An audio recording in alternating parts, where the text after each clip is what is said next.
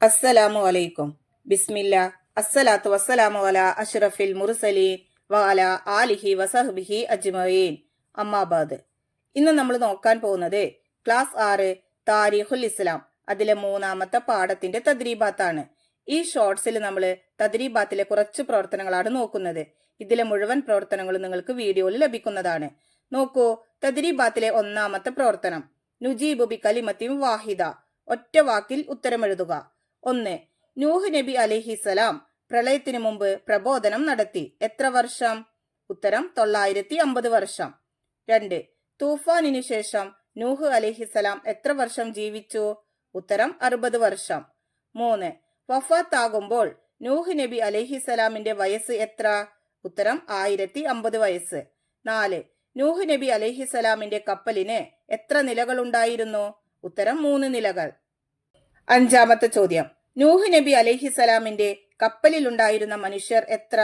ഉത്തരം 40 പുരുഷന്മാരും 40 സ്ത്രീകളും. 6-ാമത്തെ ചോദ്യം.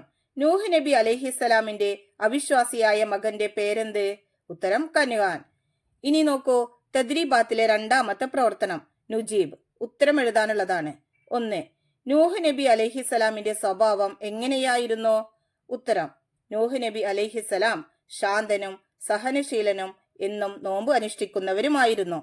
2-ാമത്തെ ചോദ്യം. നിഷേധികൾക്ക് നൂഹ് നബി അലൈഹിസലാമിനോടുള്ള പ്രതികരണം എന്തായിരുന്നു?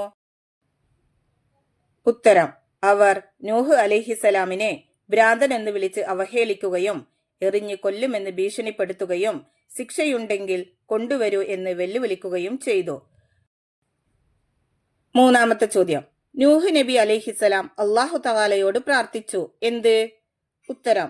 ദ്രോഹികളായ അവിശ്വാസികളെ നശിപ്പിച്ചു കളയണമെന്നാണ് നൂഹ് അലൈഹിസലാം അല്ലാഹു തആലയോട് പ്രാർത്ഥിച്ചത്. 4-ാമത്തെ ചോദ്യം. നൂഹ് നബി അലൈഹിസലാം നിർമ്മിച്ച കപ്പലിന്റെ രൂപം എഴുതുക. ഉത്തരം. കപ്പലിന് 600 മുഴം വീതിയും 1200 മുഴം നീളവും 30 മുഴം പൊക്കവും 3 നിലകളും ഉണ്ടായിരുന്നു. 5. കപ്പലിലെ 3 തട്ടുകളിൽ ആരൊക്കെയായിരുന്നു? ഉത്തരം. അടിത്തട്ടിൽ മൃഗങ്ങളും മധ്യനിലയിൽ മനുഷ്യരും മുകൾ തട്ടിൽ പക്ഷികളുമായിരുന്നു.